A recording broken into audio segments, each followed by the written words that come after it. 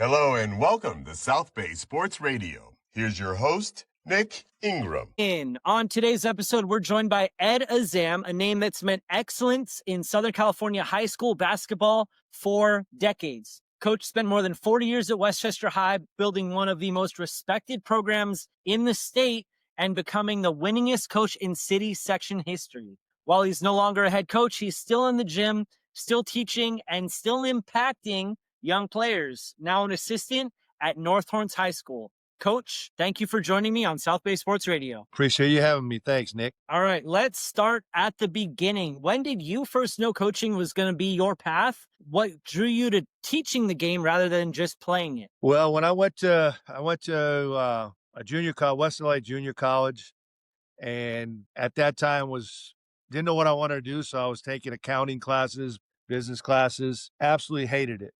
I was playing basketball for then Coach Charlie Sands, and I'd always loved sports, playing any sport that was in season. So had a great time with him learning the game. Wonderful man, wonderful teacher. And it's then that I began thinking about this might be a path that I'd like to take someday in terms of coaching. And at that time, when I did leave, the only path to coaching was teaching. It wasn't what I was looking forward to do, but like I said, it was the only way to get into coaching. So that's when I left West LA, I went to Long Beach State, got in the PE teaching or credentialing program. You became the head coach at Westchester in your mid-20s and stayed there more than 40 years, winning over 900 games, including multiple city titles and a couple state championships. When you look back at that run, what do you feel most proud of beyond the numbers and the banners? You know, people talk about legacy and all these things as I get older and all these accolades, but it's the people that I interacted with, the kids that we taught, and as they became not just better players and we became a better team and program, but the fact that we instilled a discipline in them that lasted, their livelihoods, and the friendships that we've maintained over the years. That's the legacy is the kids, the students, whether it was my math class or as the dean or the basketball players. Those are the memories that I hold deepest. Over 4 decades, who were some of your mentors or coaching influences that shaped the way you see the game and run a program, aside from Mr. Sands? Well, I mentioned Charlie Sands. He was by far the biggest influence on my life as a coach and probably as a person, other than my parents and my wife and my family. But early on, he was the influence. He was a great teacher of the game. He didn't have a lot of success and wins and losses at West LA, but he was as good a teacher of the game of basketball as I've ever seen in at any level. And he taught me how important it was to teach the fundamentals and not skimp when it came to the discipline and what it took to be successful. And it wasn't just about good players or the offense that you ran or the team defense that you had. It was instilling the pride in the basic fundamentals and teaching that day after day. And if you ever talk to any of my players, practices weren't fun all the time. They were boring.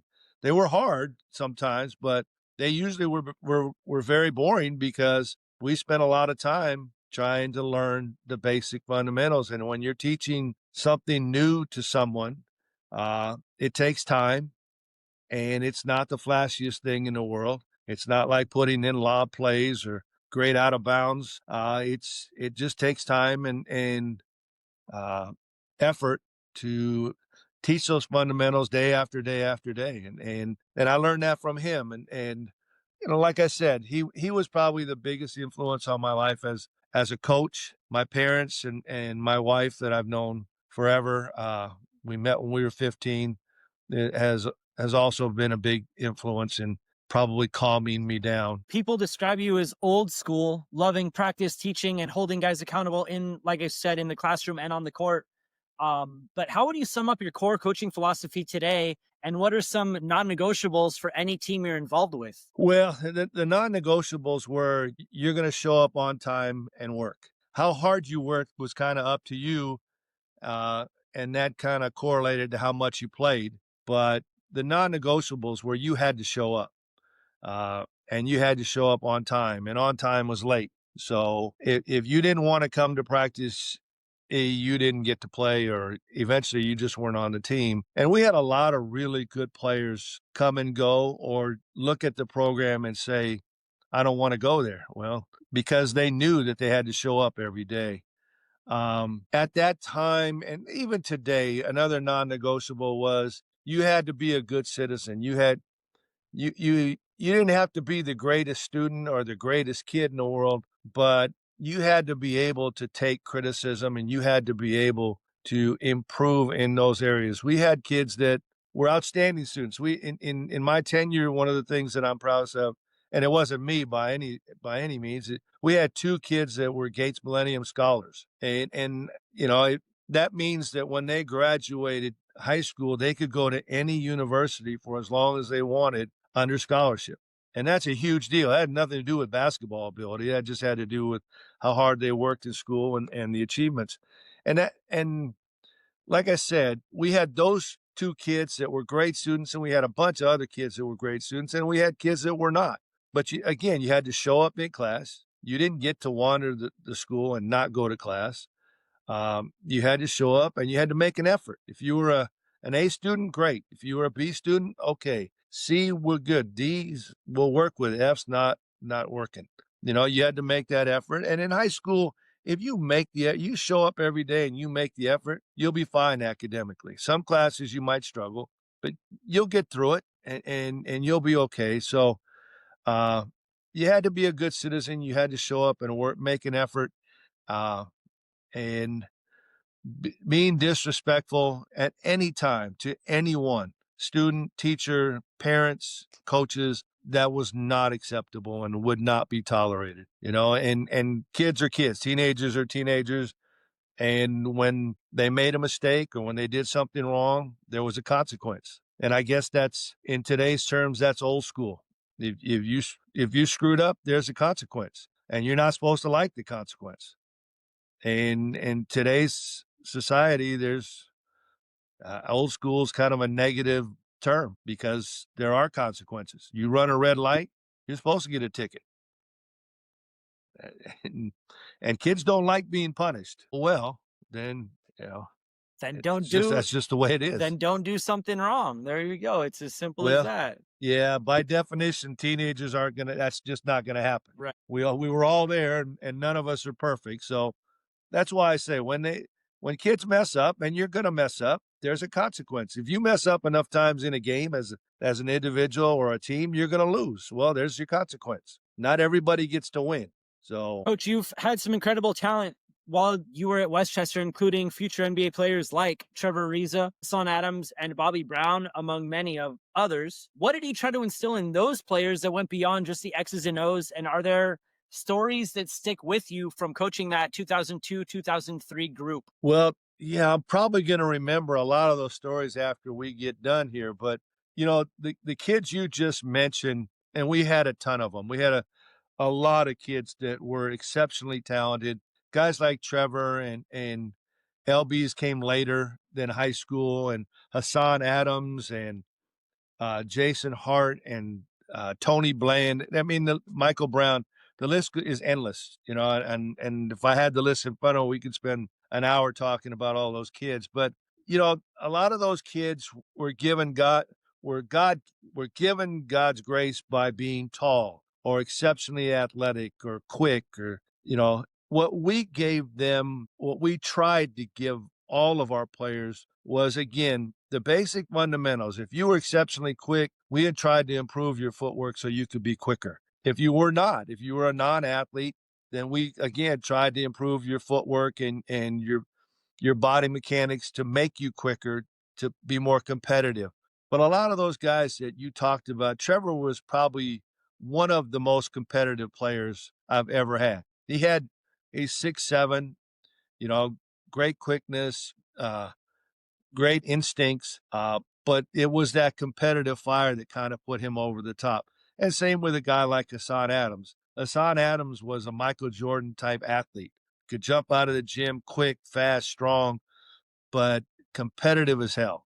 And that's hard to teach. And we at Westchester, we got a lot of middle class, upper middle class kids that didn't want for a whole lot. They weren't hungry in terms of, I'm gonna kick your ass so I can have your spot. Um, so we tried to instill some toughness through drills and competitive things during practices to increase or improve their mental and physical toughness. But those kids that you mentioned, they had some that mental toughness, and the guys you mentioned, and then if this gets out a lot, I'm gonna miss. You missed a lot of guys. I'm gonna miss a lot of my favorites. Mentioned Michael Brown, Tony Bland. We had now the names. Scott Cutley, not the greatest athlete in the world, but a outstanding player. Played in South America professional basketball for 10 years after college, and now is coaching. Uh, I guess one of the things I'm proud of too is that we've had a lot of guys from the program go into coaching, high school, college, and I think it's because we instilled a value to teaching, and they really enjoy the teaching part of the game. When I talk to those guys, whether it's Reggie Morris he's at Redondo now, or DeWitt, one of my former players who took over for me at Westchester, they enjoy teaching the game. They enjoy interacting with kids and helping kids become young men, young adults. And I think it's a testament to the program that we've had. And you and I are talking because I'm the face of the program, but we had some great players, and I was blessed to have a ton of great assistant coaches that were with me forever. And I didn't pay them, most of them, and if they did get paid as a JV or assistant coach, it was nothing and almost nothing. And so I had guys that were with me for 20 plus years. DeWitt played for me in 85, graduated 85, came back 4 years later, and he's still there. Brian Henderson was a teacher there. He was with me for 20 years. Tim Varnell was with me for over 20 years.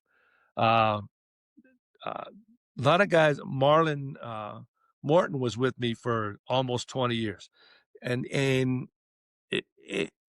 it was maybe has a lot to do with how successful we were, but I think that if you walk in the gym at Westchester, there's a picture of a comet on the wall, and underneath it, and this is what Trevor and I talked about, is the word family. And I think that's a big part of what we had at Westchester.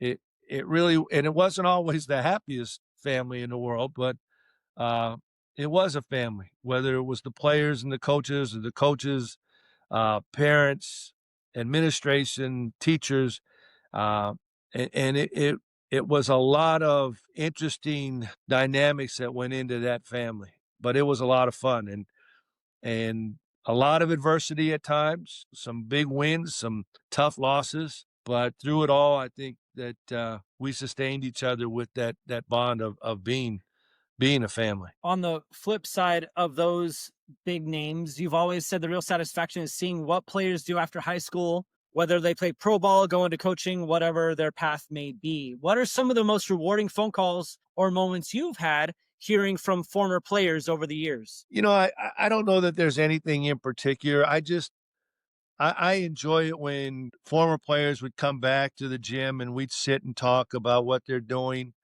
I'm seeing a lot of former players now with their kids and having conversations about, well, where's your kid going to go to school, or what are their interests? And I think that's probably the most rewarding. And sometimes I get a kick out of some of those former players coming back and saying, "How did you deal with me?" You know, and it's kind of like karma. You've got a son that's just like you, and now you appreciate what we went through. And so, uh, interacting with former players and former students at times, as adults is really rewarding to see where they're at in life as professionals, whatever jobs they have, but seeing what their kids are like and interacting with them and answering questions. What was my mom like? What was my dad like? Things like that. Those are a lot of fun. You decided to step away from Westchester after that pandemic affected season and a city section open division run in 2021. What ultimately went into that decision, timing wise, and how hard was it for you to say that it was time? I had been thinking for a long time that I wanted to step down as a head coach. I have always and still enjoy teaching the game and interacting with young men and women, but I I I really wanted to get away from the daily grind. And I thought that and I'd been trying to convince DeWitt for years to take over. And one day he finally said yes. And I think it was unfair to him, my timing, because if I'd have done it the year before I left, he would have had to fight through the pandemic, got his feet wet with no expectations. Um, Unfortunately, though, he took over the year after the pandemic, which was really hard on him. He had three returning varsity players. One of them tore his ACL, and everyone else had not played the year before because there was no JV program There was only in the varsity. city. Interesting. And so he was left with a team that had not played and no varsity experience. He didn't have a lot of success. Unfortunately, when you take over a successful program, people look and say, "Well, if he was there, it would have kept going." No, it wouldn't have. It was tough. It was going to be tough no matter who had the team that year. And so that was a regret that I hung on a year too long. But I had to wait for DeWitt because he was the guy I wanted to take over, and he was ready. He had been ready for 5 years, but it's a hard position to step into. It's only one seat over, but people don't understand the difference until they try it. And so that was that was the reason I left at that time. If he'd have said yes 3, 4 years before, I'd have left 3, 4 years before that. So, and it wasn't anything. I was still having a great time. The kids were great. It wasn't anything negative. I had been talking to the kids for probably 10 years before, because everyone was asking, when are you leaving? When are you going to retire? This type of thing. And my answer was always the same: as long as you continue to allow me to teach and you have a willingness to learn, I'll continue to coach. But and they still did, but I just felt it was time. And kind of a footnote to that is I really enjoy being an assistant coach. I mean, I'm lucky, I'm at North and we got a real good young coach who has the same philosophical concepts as I did: hold kids accountable, work hard, teach the fundamentals. And that being said, I enjoy going to practice with him. I also have the freedom to not go if I don't want to. I also, after a tough game, I don't come home and lose sleep thinking about what we got to do next. That's his problem. So I come home and I sleep fine, and the next day I show up in practice and go, okay, what are we going to do? And I really, really enjoy it.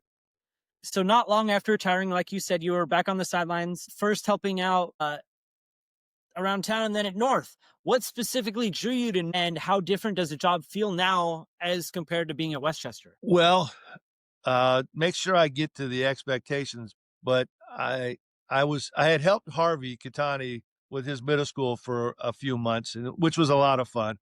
Uh, and so he asked me to come watch one of his state playoff games, which happened to be at North. So I went to North to watch the game, and Lauren Kamiyama, who I've known forever, her and her father forever, was there as the AD, and we were talking, and she says, "What are you doing?" I said, "I'm not doing anything. I got to find something to do. I'm driving everybody at home crazy." And so she said, "Well, we got a young coach.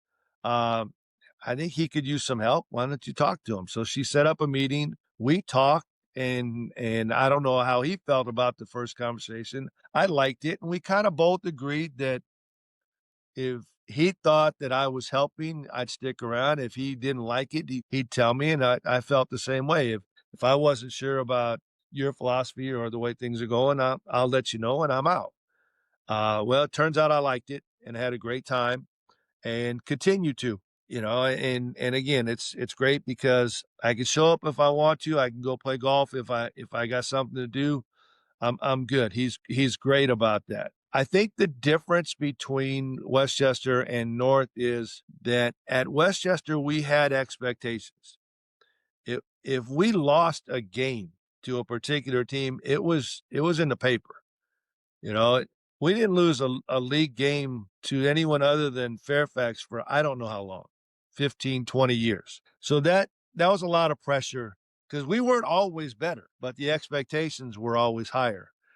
And same thing with city championships. It wasn't fair to the kids or the coaches, but we were expected to win a city championship every year. And if we didn't, someone said, "Well, what's wrong?" And that's not fair to kids or coaches, but the expectations aren't like that at North. They're beginning to be because he's having more success. He's building a program to where it, we're the kids, the coaches, the kids at school are kind of expecting. I think we've won the league the last 3 years, or at least shared the titles. Expectations are becoming a little bit higher, and not always fair to the kids or the coaches. When we play somebody, we played Pius, I think, the other day, and they're really good, great program, and we got beat, and everyone's a little bit down, but we got beat by 5 or 6. 2 years ago, we got beat by 40. And so different teams, obviously, but I think the biggest difference in the two programs was the expectations. And CIF's so much different than the city. The city we have, at no matter even the best years, we had 8, 10, 12 teams that could win a championship. And that was a long time ago. Now there's probably 3 or 4 every year that could win an open championship. In the CIF, you have no idea now what division you're going to be in from one year to the next. And you could have a great team and a great year, and you could end up in the wrong division and get beat first or second round, and that doesn't show how good a team you had or how good a year. You could have a good team, suck in league, come in third, and end up going Division 5 or 6 and winning a CIF championship. It's just kind of a crapshoot where you end up in the playoffs. So unless you're an open division team in the CIF, one of the top teams, you just got to get lucky as to where you end up in the playoffs as to whether you're going to have a chance to win a championship, and that's hard for normal public high schools. When you walk into a new gym or a new program like you did with North, what are some of the first things you look for regarding culture and basketball, and where do you feel you can make the biggest impact as an assistant? Well, that's a really good question. And when I walked in the gym at North, one of the first things I had to consciously do was keep my mouth shut because I needed to learn the way he taught things, the verbiage. It wasn't they weren't my terms. It wasn't my program, and so I had to be very quiet and listen and learn the way he taught things. And one of the first talks I had with the team was, if I'm saying something different than Coach said, you all need to let me know and make sure you do what he's telling you. One of the first things I looked for consciously was, does he hold the kids accountable in practice? Because I'm not in school with them. I'm not a teacher or a sub there, so I don't see what goes on in school. I hear from the kids sometimes, and one of the things I liked was, if any kid in the program is late to class, the entire team runs, they call it a Saxon Mile after school. So from all levels are on time every day because they don't, whether it's a freshman or a senior on the varsity, they're all going to run. And so I got the feeling he was trying to hold them accountable in school. He checks their grades, always has. If they're missing assignments, he'll let them know about it. Sometimes they don't even get to practice. They have to work on making up their assignments, and they don't get to play in the game. But that was one of the things I wanted to see in practice was, If they're not doing it right, is he going to correct them? And a lot of coaches don't. They just keep on going. This is what we're teaching. If you learn it, great. If you don't learn it, that's okay too. I wasn't like that. You're going to learn it. It's not optional because we're all going to be doing the same things. So you've seen basketball change a lot. Club scene, transfer rules, social media, and everybody wanting to pull up and just shoot a three. What stayed the same about winning basketball all these years? And what advice would you give young coaches who want to build something lasts the way you had it at Westchester? Well, yeah, man, that's a lot of stuff you just threw out there. Number one, hold everyone accountable, including yourself. Um, as a coach, you can never be fair to everyone. It's just not humanly possible. But you can be consistent. Try to treat everyone the same, uh, whether they're your best player or the 12th man on the team. Uh, you, obviously, your best player is going to, your top 5 guys are going to play a lot more, but they still have to be held to the same standards as everyone else. I think one of the things that we made a conscious effort, but it just was kind of who we were. All my coaches, including myself, we really cared about the kids. Basketball was important. Winning championships was important because we're all very competitive. But more than that, we cared about each kid and how they were doing. And if you really, truly care about your kids as people, they know it. If you're just using them to win games, they know that too. And they know if you're honest or fake with them. It's just, it comes out. It's just the reality of it. And we tried to, it's really hard, but you try not to be fake, to be honest with kids all the time. And that's something I never had a problem with. And I often get in trouble with to this day, is that if you ask me a question, I'm going to tell you what I think. I might be right, I might be wrong, but it's the way I think. And I'm never going to lie to you. And I think if you care about kids, they know it. And most kids will run through the wall for you, if given the opportunity, but they'll work hard for you.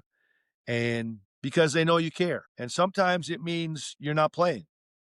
I mean, you're just not playing. It's not that important to me uh, that you play so we win if you're not doing what you're supposed to do. I had a parent one time say, "Hey, my son's not doing what I asked, not doing the chores. He's being disrespectful to me. I don't know what to do." And I went to the kid that next day and said, "Hey, look, mom called. Um, you're being a typical teenager. You're being disrespectful to mom. You're not doing what she had. I mean, single mom." Uh, and I said, "You're not doing what you're supposed to do. You're not playing." He goes, "What do you mean I'm not playing? It has nothing to do with basketball." I said, "No, it doesn't have anything to do with basketball. It has to do with you as a person." And I said, "Until mom calls me and you start acting right at home, you're not playing." And he practiced every day. He was still part of the team, but he wasn't playing. And we've had that discussion with countless teachers. You're not playing. You're being disrespectful in class to an adult. You're not playing. Well, that's not fair. Nope, it's not fair. So act right. And they're easy discussions, and the kids don't like it, but they get it. They get it. They understand it. And maybe they don't appreciate it at that moment. Maybe they don't appreciate it for the next 2 or 3 years.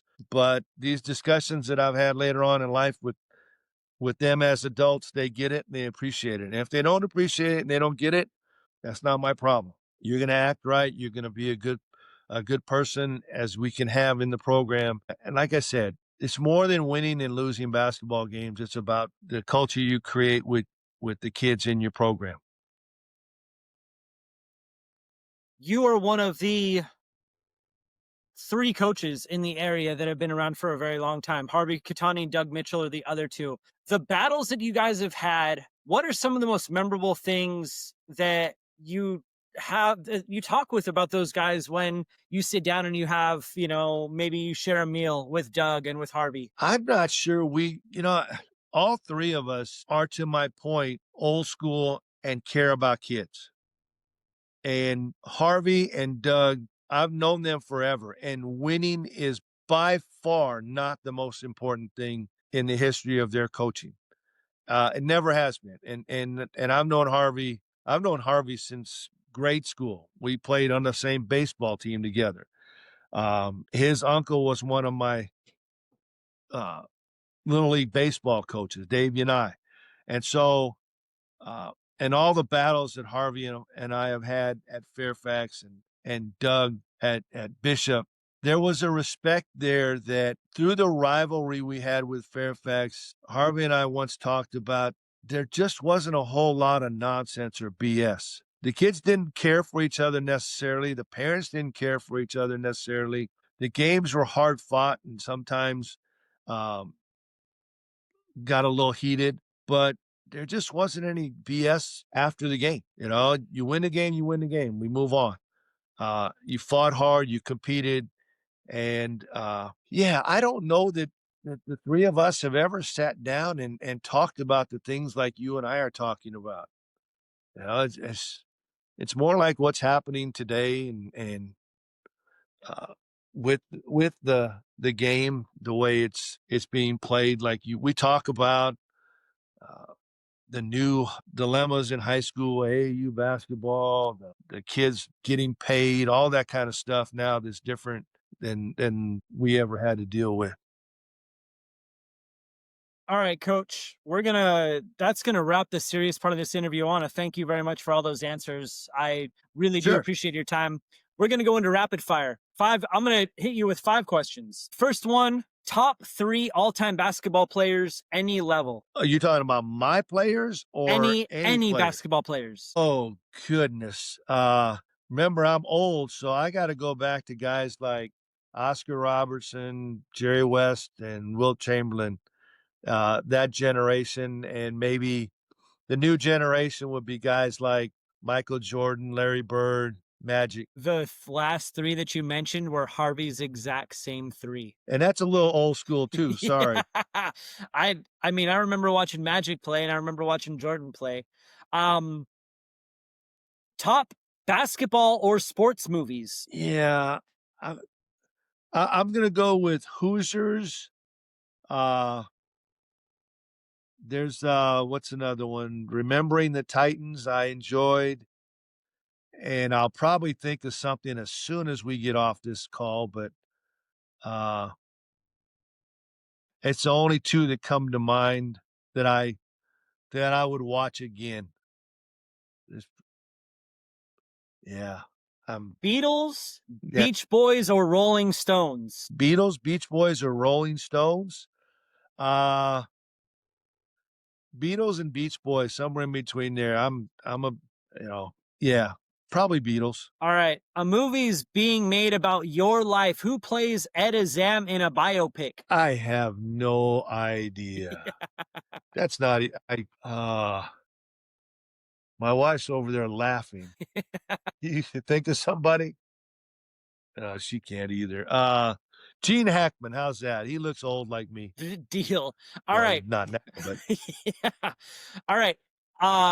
Your go-to South Bay eatery and your favorite dish there.